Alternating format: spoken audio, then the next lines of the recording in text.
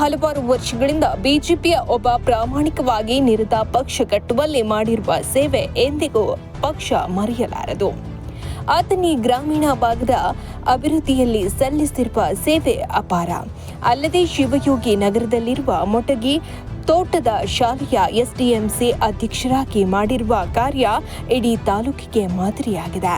ಶಿಕ್ಷಣ ಕ್ಷೇತ್ರದ ಮೇಲಿರುವ ಅವರ ಪ್ರೀತಿ ಕಲ್ಪನೆ ಮಾಡಿಕೊಳ್ಳುವುದು ಅಸಾಧ್ಯ.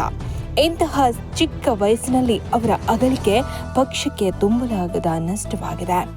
ಸೂರ್ಯ ಉದಯಿಸುವಾಗಲೂ ಕೆಂಪು, ಅಸ್ತಮವಾಗುವಾಗಲೂ ಕೆಂಪು. ಹಾಗೆ ಬದುಕಿದ ಜೀವ ಸದಾಶಿವ ಕೊಂಪಿಯವರದು.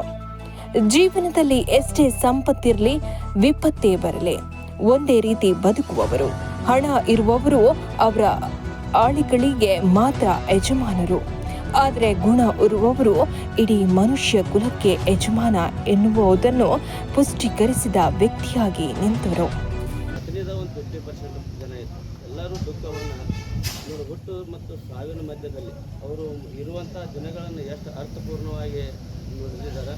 ಅದಕ್ಕೆ ಇವತ್ತು ನಮ್ಮ ಅಥಣಿ ತಾಲೂಕಿಗೆ ಬಹಳ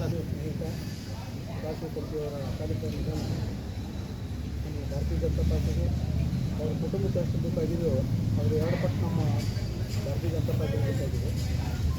ನಮ್ಮ ಸಹಜೋಡಿ ಸುಮಾರು 2006ರಿಂದ ಅವರು ಇಲ್ಲಿಯವರೆಗೆ ನಮ್ಮ ಎಲ್ಲ ಕಾರ್ಯಕರ್ತರಿಗೆ ಹೆಗಲು ಕೊಟ್ಟು ಕೆಲಸ ಮಾಡಿ ಪಕ್ಷ ಅಭಿವೃದ್ಧಿಯಲ್ಲಿ ಮತ್ತು ಪಕ್ಷ ಸಂಘಟನೆಯಲ್ಲಿ ಮತ್ತು ವಿವಿಧ ಆಯಾಮಗಳಲ್ಲಿ ಅವರು ಕೆಲಸ ಮಾಡಿದ್ದಾರೆ. ಅವರು ಒಂದು ಸಲ ಮಂಡಲ ಅಥಣಿ ಗ್ರಾಮೀಣ ಪಂಚಾಯತಿ ಸದಸ್ಯರಾಗಿ ಆಯ್ಕೆಯಾಗಿದ್ದರು. 2 ಸಲ ಅಭ್ಯರ್ಥಿಗಳು ಕೂಡ ಅವರು ಯಾವ ಗಟ್ಟಿಗಿರ್ತಿರಲಿಲ್ಲ.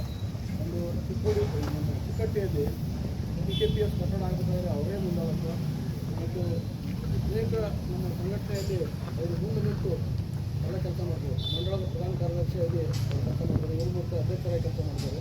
ಮತ್ತು ಅವ್ರ ಮೇಲೆ ಅವರು SDMC ಅಧ್ಯಕ್ಷರಿದ್ದಾಗ ಅವರು ವಿನಾಕಾರಣಿ ರಾಜಕೀಯದಿಂದ ಒಂದು ಕೇಸ್ ಹಾಕಿದ್ರು. ಅದಕ್ಕೂ ತೃಪ್ತಿಗಟ್ಟಲಿಲ್ಲ. ಅದರಿಂದ ನಮ್ಮ ಪಾರ್ಟಿ ಎಲ್ಲ ಅವ್ರ ಹಿಂದಿತ್ತು. ಆದರೂ ಅವರು ಮುಂದಾಳತ್ವ ವಹಿಸಿ